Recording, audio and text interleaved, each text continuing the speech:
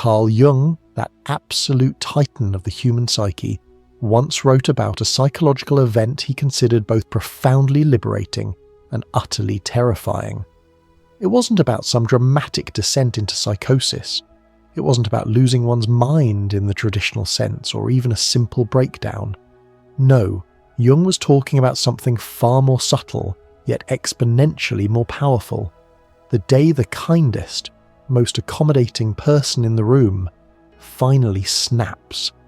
It's a moment of profound psychological shift, a breaking point that paradoxically leads to an entirely new kind of wholeness. Imagine, if you will, a woman who can practically taste the mood of a room before she even takes off her coat. She walks into a family dinner and her stomach immediately knots, not because of anything she's done, but because she's already absorbed the unspoken simmering argument between her siblings. It's like she's an emotional divining rod, picking up every subtle tremor in the psychic landscape. Or perhaps she meets a cashier who's forcing a smile, clearly battling something internal, and by the time she's handed her receipt, she's fighting back tears that don't actually belong to her at all. It's an exhausting, relentless experience. Jung, with his characteristic precision, called people like her emotional radio receivers. They're tuned to the collective unconscious at full ear-splitting volume, picking up signals and static that most of us filter out. Day after day, decade after decade, she sponges up sorrow, rage, shame, whatever others can't or won't hold, and she stores it in the deep, dark basement of her psyche. She genuinely believes she's doing the world a favour, that she's somehow lessening the burden for everyone else by taking it all on herself. And for a long time, no one really notices the true crushing cost. The debilitating migraines that pulse behind her eyes, the 3 a.m. panic attacks that leave her gasping for air. The way her own deepest desires start to sound like foreign languages, utterly incomprehensible to her own ears. She becomes the family's unofficial shock absorber, the office's silent therapist, the friend who answers at 2 a.m. without question. She's the one everyone leans on, the emotional sponge soaking up everyone else's mess. But here's the thing, sponges can only hold so much, and she, bless her heart, is burning out in agonizingly slow motion, a silent inferno consuming her from the inside out. Her boundless empathy, once her greatest strength, has become her most dangerous vulnerability, leaving her porous and unprotected against the emotional onslaught of the world. She's giving away pieces of herself, one emotional burden at a time, until there's almost nothing left of her. Then, one particularly bleak winter evening, after 43 years of dutifully swallowing other people's pain, of being the emotional receptacle for everyone else's unprocessed baggage, she finds herself sitting at her mother's kitchen table. The very same mother who, like clockwork, phones her every single week to rant about ungrateful neighbours, unfaithful friends, the exorbitant price of cauliflower. You know the drill. It's a monologue, really, a one-sided torrent of grievances, often lasting for 40 minutes straight, sometimes more. And as the familiar draining litany washes over her, something microscopic, almost imperceptible, shifts inside the empath. It isn't a sudden explosive roar, not yet. It's something far more chilling, more fundamental, more like a steel cable pulled so taut it simply cleanly shears. The accumulated tension, the years of unspoken frustrations and absorbed anxieties, finally reaches its absolute limit. When her mother, blessedly, pauses for a breath, a tiny, fleeting gasp for air in her endless complaint, the woman hears herself say, in a voice so flat it's almost devoid of human inflection, a voice like slate scraping slate, "I'm not listening to this anymore."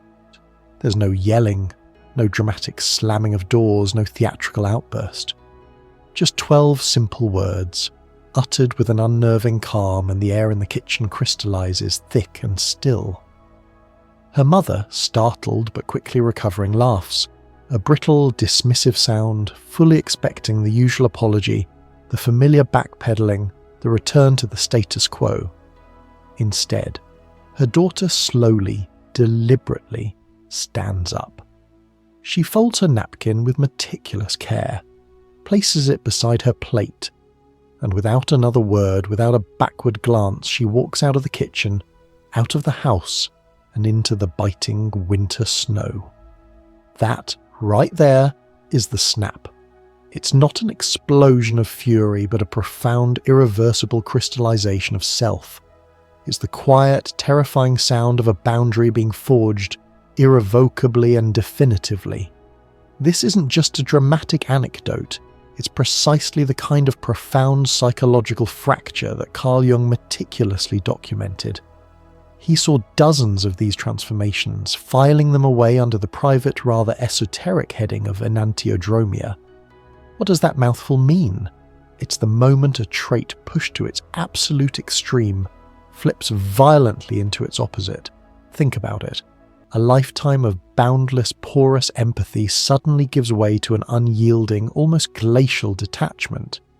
Jung believed that when the psyche's delicate balance is violently tipped, when one aspect of the personality becomes overwhelmingly dominant, the unconscious counters with an equal and opposite force. It's a self-regulating mechanism, albeit a rather dramatic one. For our empath, her lifelong pattern of self-erasure, of constantly prioritizing others' needs over her own, demands a powerful compensation, and so, the repressed shadow, all those disowned and exiled parts of herself, surges forward to reclaim lost territory. All the anger she never dared to express, the healthy greed for her own time and energy she never felt entitled to, the ruthless clarity and discerning judgment she denied herself for decades, those exiled parts now, quite literally, take the wheel. It's a shocking takeover, a mutiny of the soul. But here's the crucial twist. The insight Jung kept scribbling in the margins of his case notes. The shadow isn't inherently evil. It's not some demonic force. Instead, it's simply everything we refuse to acknowledge about ourselves, all the parts we deem unacceptable, inconvenient, or unnice. It's our unlived potential, our suppressed instincts, our raw, untamed humanity. When this shadow erupts, it doesn't destroy the empath, not really. On the contrary, it brutally, yet mercifully, reintroduces her to herself, to a more complete, more authentic version she'd long forgotten, or perhaps never truly known. It's a painful reunion, but an absolutely necessary one for true individuation, for becoming the whole person she was always meant to be.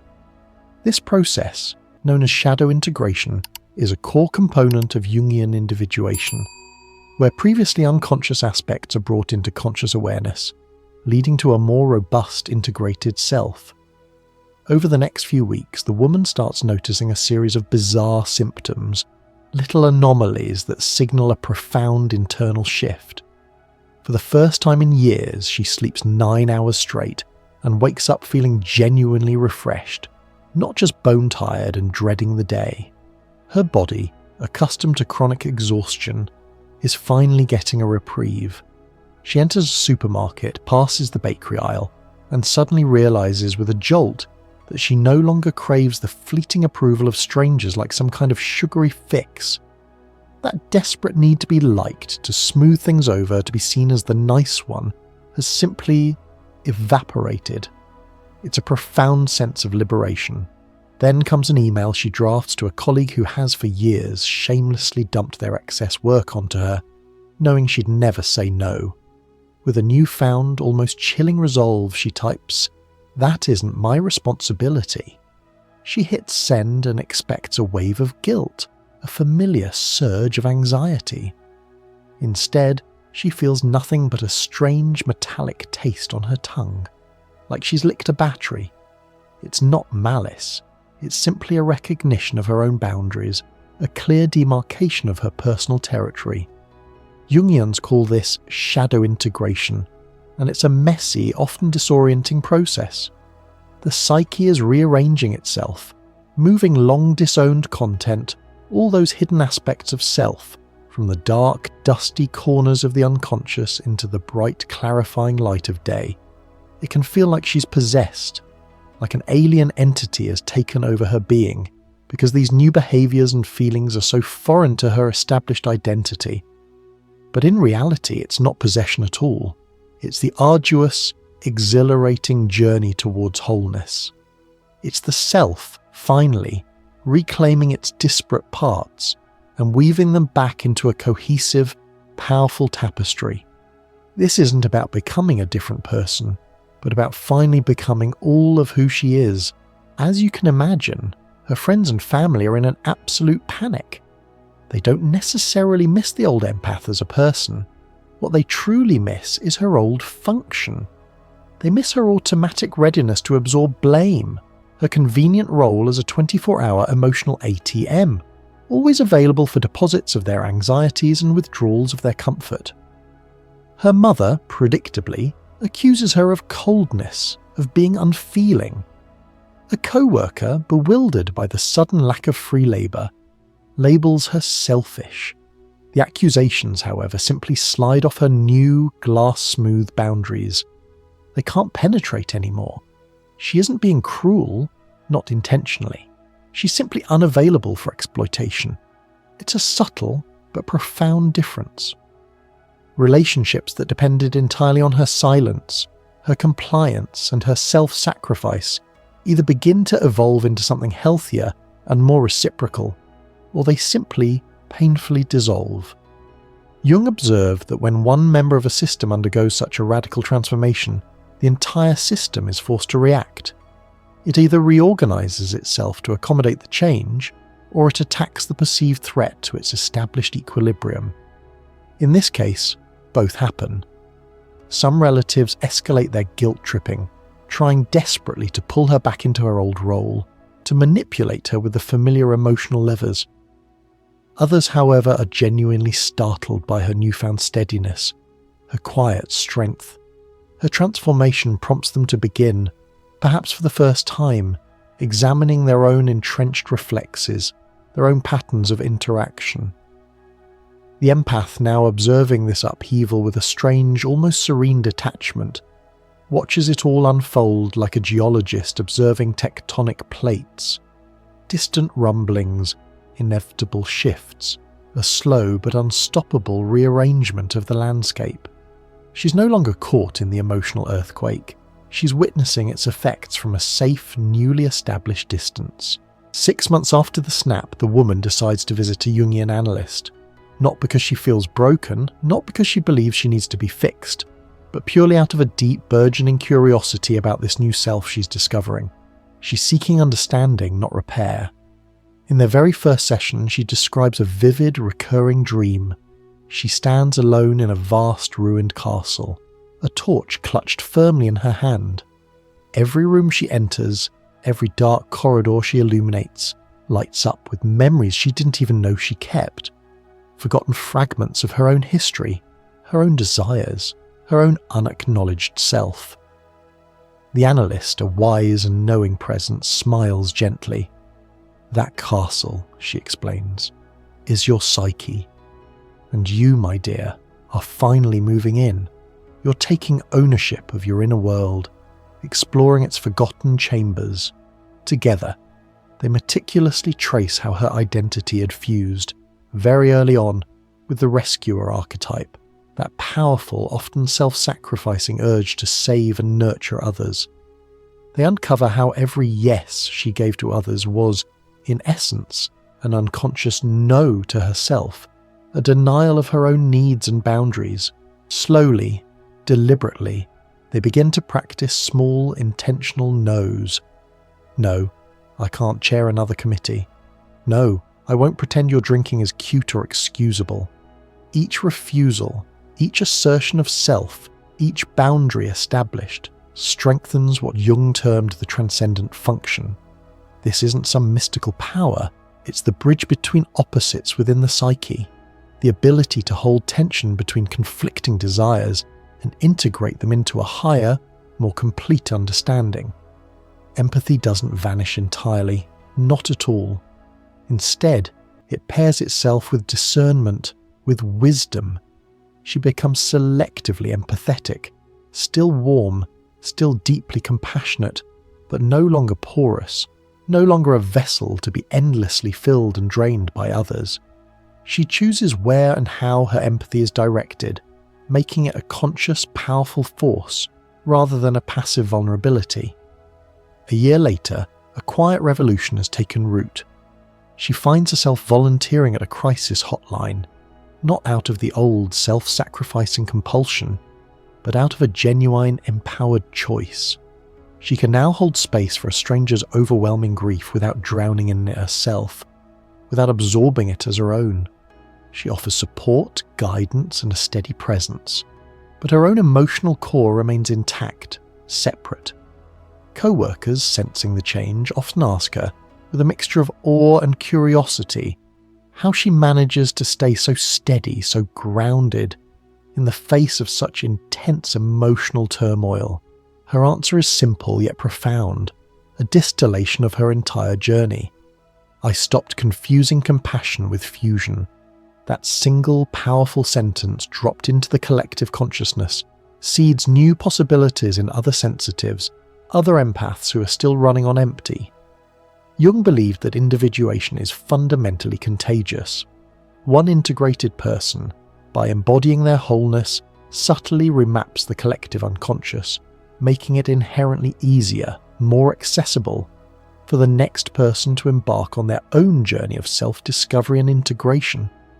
The woman's snap, once a deeply private rupture, a personal crisis, slowly begins to ripple outwards, becoming a quiet yet undeniably potent social revolution. It shows others what's possible, offering a blueprint for reclaiming oneself without losing one's heart. However, Jung, ever the pragmatist, issued several crucial cautions about this path. Integration, he stressed, isn't a finish line, it's a constantly receding horizon. The journey of self-discovery is ongoing. The newly empowered empath, basking in her newfound strength and clarity, can easily slide into ego inflation, a dangerous state where she begins to believe she's superior to the unwoke masses, or that her personal journey somehow elevates her above others. This can manifest as arrogance, judgment, or a self-righteous dismissal of those who haven't yet found their own way. Conversely, there's also the risk of swinging to the other extreme, detachment so profound, so absolute, that she forgets how to feel, how to connect, how to truly empathize. Her hard-won boundaries might become impenetrable walls, cutting her off from the very human connection she once craved. The goal, Jung insisted, is always balance, to keep the heart courageously open, vulnerable enough to connect, yet simultaneously to cultivate a thick, resilient skin, capable of deflecting the projections and emotional debris of others. She must revisit her shadow regularly, like a diligent gardener pruning a tree that constantly wants to grow wild. It's an ongoing process of self-awareness, of checking in with those once exiled parts, ensuring they are integrated and serving the whole self, rather than dominating or being repressed once more. So, what profound lessons can we truly glean from what Jung considered both his most terrifying and perhaps his most hopeful case? First and foremost, that snapping isn't a failure. It's invaluable feedback. It's the psyche's urgent, undeniable signal that something fundamental needs to change, that an old pattern has become unsustainable. Secondly, we learn that kindness without boundaries isn't genuine kindness. It's often self-annihilation masquerading as virtue, a form of self-abandonment that serves no one in the long run. True kindness, sustainable kindness, must flow from a place of self-respect and clear limits. And finally, perhaps most powerfully, we learn that the parts of you you've spent a lifetime suppressing, your anger, your healthy selfishness, your ruthless clarity, your assertive voice, aren't monsters hiding under the bed, waiting to destroy you. On the contrary, they are crucial board members, vital aspects of your complete self, who have been patiently waiting for a seat at the table, waiting for a vote in the direction of your life. Invite them in, give them a chair, listen to what they have to say, and that, my friends, is when the real meeting finally starts, when true self-governance begins. If this story rerouted something inside you, if it sparked a flicker of recognition or a shift in perspective, then please subscribe and hit that notification bell. More Jungian deep dives and explorations of the human psyche drop every single week. Consider sharing this with the empath in your life who you know is running on empty. Maybe they'll recognize the snap within themselves or see its potential before it fully crystallizes. Carl Jung once famously said, "There is no coming to consciousness without pain." The day the empath snaps doesn't just prove that statement, it vividly illustrates its powerful corollary. There is no pain without potential consciousness. That moment of crystallization might look, from the outside, like breaking, like a catastrophic collapse. But in reality, it's actually forming something new, something sharp, something clear, and ultimately something unbreakable. May we all be brave enough to meet that pivotal moment when our kindness, our compassion, our very essence, finally refuses to kneel to the demands of others and instead stands tall, sovereign, and whole.